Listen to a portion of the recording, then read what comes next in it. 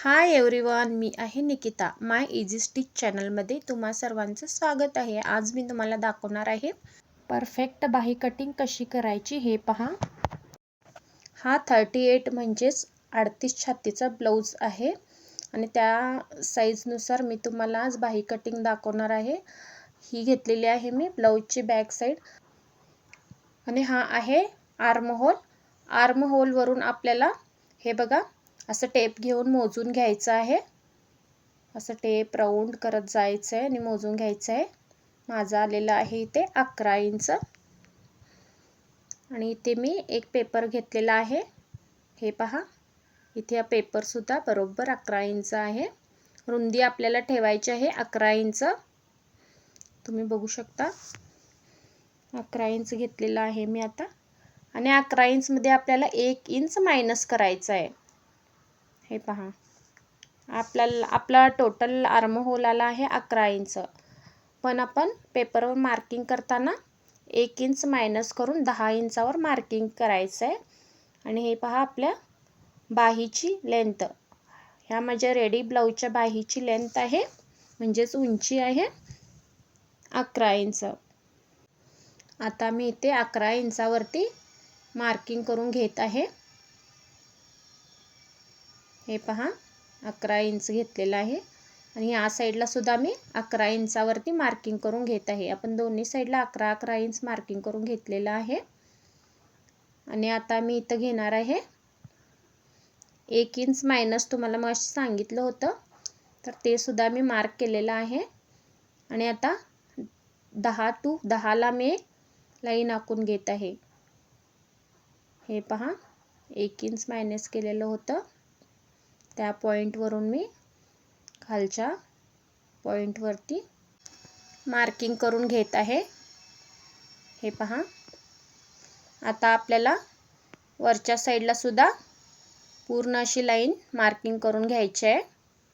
दोन्ही पॉईंट आपल्याला जोडून घ्यायचे आहेत अशी लाईन आखून.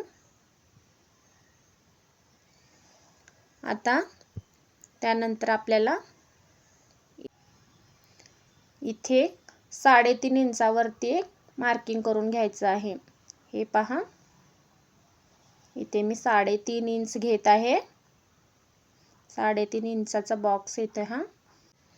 आणि इथे आपल्याला आता आडवी 2 इंचावरती एक लाईन आखून घ्यायची आहे. हे पहा, आता मी 2 इंचावर एक लाईन आखून घेतलेली आहे. आणि आता हे दोन्ही पॉईंट जोडायचे आहेत आपल्याला. वरील पॉईंट आणि खाली आम्ही घेतलेला पॉईंट, दोन्ही पॉईंट आपल्याला जोडायचे आहेत. हे पहा, आता जोडून झालेलं आहे. त्यानंतर इथून 2 इंचावरती आपल्याला मार्क करायचं आहे. हे पहा, त्याच्यानंतर अजून 2 इंचावरती मार्क करायचं आहे. त्यानंतर आपण अजून एक 2 इंचावरती, असे 3 मार्क्स आम्हाला 2-2 इंचावरती करायचे आहेत. त्यानंतर आता आपल्याला इथे अर्धा इंच डाऊन करायचं आहे, म्हणजे अर्धा इंच खाली मार्किंग करून घ्यायचं आहे. हे पहा, मी इथं अर्धा इंच खाली मार्क करून घेतलेलं आहे. आणि जे का पुढचे 2 पॉईंट आहेत ना, ते आपल्याला वरती मार्क करून घ्यायचे आहेत. हे पहा, मधील पॉईंट वरती मार्क केलेला आहे आणि हा शेवटचा पॉईंटसुद्धा मी वरती मार्क करून घेतलेला आहे अर्धा इंच. हे पहा, मार्क करून झालेलं आहे. आता आपल्याला हे पॉईंट टू पॉईंट जोडून घेऊन बाहीला आकार द्यायचा आहे. हे पहा, मी आता इथे आकार देत आहे, फ्रंट साईडचा आकार देत आहे मी आता. तुम्ही बघू शकता व्हिडिओमध्ये. हे इथून असं लाईन्स घालून घ्यायचे आहे आपल्याला राऊंड शेपमध्ये अशी. हे पहा, आपण इथे गडबड नाही करायचे, आपल्याला स्लोली अशी लाईन्स घालून घ्यायची आहे. हे पहा, आपल्याला आता फ्रंट साईडची शेप मिळालेली आहे. आता आपल्याला बॅक साईडची शेप घ्यायची आहे. हे पहा, आता मी बॅक साईडची शेप मार्क करून घेत आहे. बघू शकता. आता आपल्याला दोन्हीही शेप मिळालेले आहेत.